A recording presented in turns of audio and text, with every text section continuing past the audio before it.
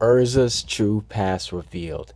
Now we know that Erza, she's definitely had one of the saddest backstories in fairy tale. I mean, she was taken away from her home village. She was basically stripped away from her home, and then she had to go and work as a slave for these Father Zareth servants, all for the R system, which I guess you could say all their work was in vain because they didn't even get to activate the R system, and when they did, they didn't even use it right. So I mean, they just that all that hard work for nothing. That's gotta hurt. She was beaten, tortured, everything. She had to see her friends suffer. Like, Erza, without a doubt, had one of the saddest, if not the saddest, backstories. But one of the things that I've always wondered, where did it really begin for Erza? Because we really saw her when we first saw her, we saw her getting taken away as a child, but I wanted to learn more about when she was actually living in the village, you know, the events prior to her being taken away. I mean, she didn't even know about her last name, so that was already a huge mystery. We saw that Jalal gave her a last name, the Scarlet, so I'm interested to see Erza's family, if they weren't killed when the village was being raided,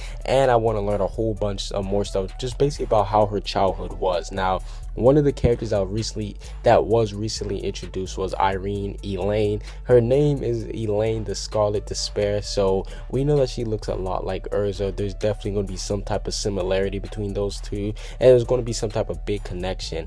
Now, the one thing that definitely made me say, okay, these two are definitely 100% connected, is when we saw Eileen. She basically used some type of magic to look over everything in Fior. I mean, that was pretty dope because that showed her just the strength of her magic. But then we saw her when she saw Erza, she was like, wait a second, this type of scarlet hair scarlet hair, like she noticed that right off the back. So that just shows the connection between those two. Now, here's one of the theories that's been floating around. A lot of people have been saying, what if Erza is actually an enchantment of Elaine all this time? She's not even a real person. Now, that would be crazy. That would definitely be one of the hugest plot twists in fairy tale history. I mean, having the main character, or one of the main characters of the series, be a weapon, be an object, it's not even a person. I mean, we already had enough of finding out that Natsu's a demon, but if we found out that Erza's just been an enchantment this whole time, that'll be crazy.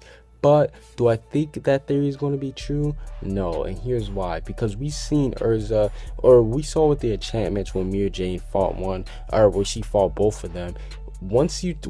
From what we've seen, once they take a large amount of damage, we could pretty much conclude that they're going to be done. Like, after they take a large amount of damage and when it looks like that they're down for the count, they're going to revert back to their weapon form. And we've seen Erza, she's taking countless amounts of damage. I mean, there's been times when she's been completely down and out, like the fight versus Azuma. There's so many moments when Erza's been like taking a whole bunch of damage, and even through all that, she's still never reverted back to being an object. So that's why I don't necessarily believe in that theory, because I think it would have already been, like, if she would have, all the damage that Erza's been taking, she would have been reverted back to being a weapon, you know what I'm saying? So that's one thing. And another thing, I don't really know how credible this is, don't quote me on this, but I don't think that Eileen would be able to keep up that magic from that far away. I mean, they've basically been separated for this whole time throughout the series, so I don't know if she'll be able to keep that up for that long. But the last thing I want to talk about in this video is her actual past.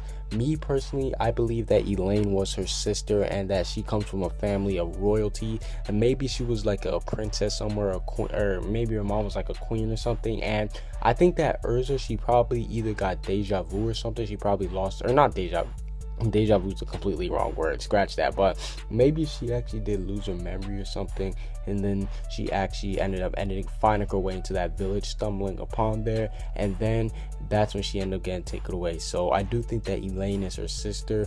Maybe they had a close bond, and Elaine, she's just going to bring up all the stuff that they've been through together. That's going to make Erza gain her memory back from her past. But that's basically it for this little video. What do you guys think about Erza's true past? Do you guys believe in the Elaine theory? And what do you guys think Elaine's connection to Erza is? Comment what you guys think down below. Subscribe if you haven't. Peace out.